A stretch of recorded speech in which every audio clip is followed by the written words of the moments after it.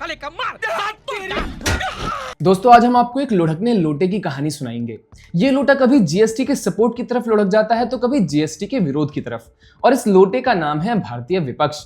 ये वही विपक्ष है जो 2014 से पहले जीएसटी को लाने के लिए खूब हल्ला गुल्ला करता था लेकिन कभी इंप्लीमेंट ही नहीं कर पाया, और ये वही विपक्ष भी है जिसने बीजेपी के जीएसटी इंप्लीमेंट करने के बाद उसको हर साल कुछ ना कुछ बेतुका कहा ही है और लगातार सरकार को टारगेट भी किया है। नमस्कार, मैं हर्ष नायक और आप देख रहे हैं द पैम्फलेट। दोस्तों अभी रिसेंटली पीएम मोदी ने पहले से चले आ रहे टैक्स स्लैब्स में से दो टैक्स स्लैब्स 12% और 28% को खत्म कर दिया। इससे हुआ ये कि काफी सारी कमोडिटी सस्ती हो गई और यही पीएम मोदी का आम आदमी के लिए दिवाली गिफ्ट। हम नेक्स्ट जनरेशन जीएसटी रिफॉर्म्स लेकर के आ रहे हैं। ये दिवाली के अंदर आपके लिए तोहफा बन जाएंगे। सामान्य मानवीय की जरूरतों के टैक्स भारी मात्रा में कम कर दिए जाएंगे।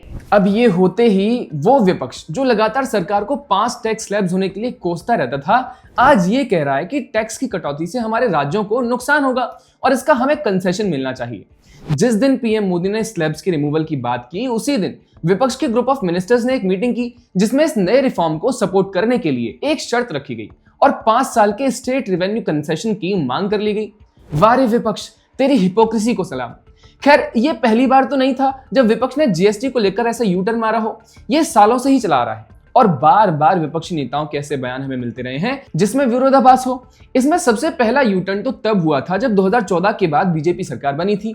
दोस्तों याद करो, 2014 से पहले कांग्रेस की यूपीए सरकार जीएसटी लाने की बात करती थी लेकिन वो कभी से ला ही नहीं पाई, नियत ही नहीं थी। फिर जब बीजेपी ने 2015 में GST constitutional amendment bill Lok Sabha में पास कराया तो कांग्रेस ने राज्यसभा में से रोकने की पूरी कोशिश की। विपक्ष को लगता था कि बिल फ्लॉड है। पी चिदम्बरम जो 2010 में जीएसटी को इकोनॉमी के लिए गेम चेंजर मानते थे, उन्होंने तब कहा कि the design, structure, infrastructure, backbone, rate और rates of implementation of GST is flawed.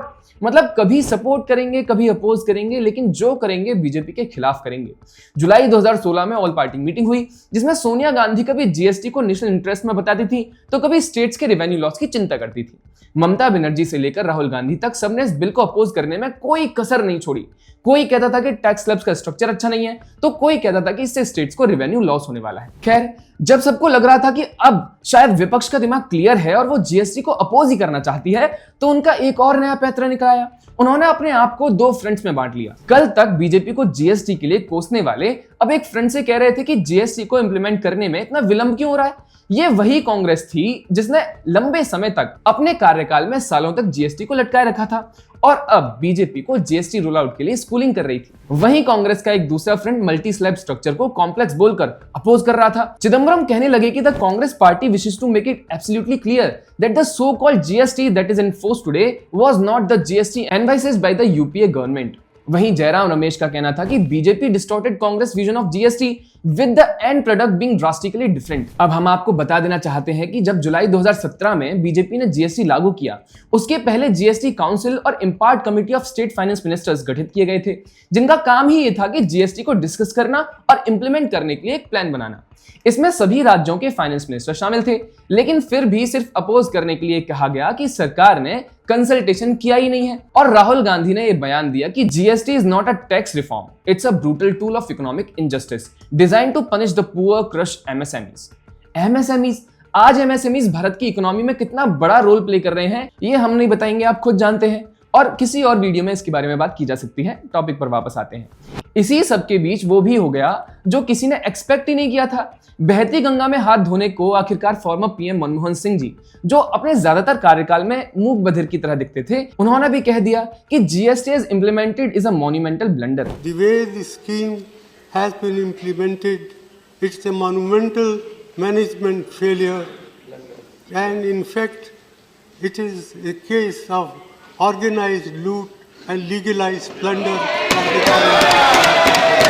एक तरफ जहां बीजेपी इकोनॉमी को यूनिफाई कर रही थी, कास्केडिंग टैक्सेस खत्म कर रही थी, वहीं दूसरी तरफ विपक्ष सिर्फ अटैक कर रहा था। अब जीएसटी इंट्रोड्यूस होने से लेकर के अगले हर साल विपक्षी नेताओं खासकर राहुल गांधी ने इसको टारगेट करने के लिए बयानों की लाइनें लगा दी। कभी वो इसको कंफ्यूजन का सोर्स कहते थे तो कभी जीएसटी 2.0 से प्रेजेंट स्ट्रक्चर को रिप्लेस करने की बातें करते थे। 2022 में भारत जोड़ो यात्रा के दौरान 1 जीएसटी 1 टैक्स जैसे स्लोगन दे रहे थे और कभी बीजेपी को हाई टैक्स रेट्स के लिए कोस रहे थे। लेकिन इतने सालों तक लगातार जीएसटी जीएसटी जीएसटी चिल्ला रही विपक्ष को जब ये पता चला कि बीजेपी जीएसटी में एक नया रिफॉर्म लेकर के आ रही है और एग्जिस्टिंग स्लैब में से 2 स्लैब हटा रही है, तो हालात बदल गए, जज्बात बदल गए, सब बदल गया। हमारा लुढ़कना लोटा लुढ़कते लुढ़कते उल्टा ही हो गया। कांग्रेस से लेकर के बाकी सारे विपक्षी नेताओं के सुर ही बदल गए। इस नए रिफॉर्म्स को पीयर स्टंट कहा गया। रेवेन्यू लॉस को फिर से लाइमलाइट में लाया जाने लगा।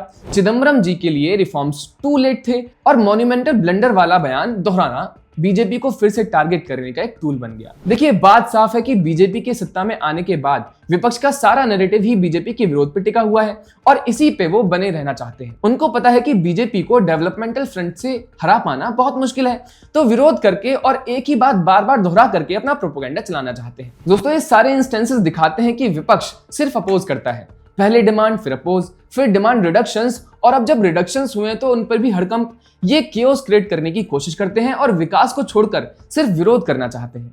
खैर, आपका विपक्ष की इस हिपोक्रेसी पर क्या ख्याल है, हमें कमेंट्स में जरूर बताइएगा। वीडियो पसंद आए तो लाइक, शेयर और सब्सक्राइब करिएगा। जुड़े रहिए पैम्फलेट के साथ। नमस्कार।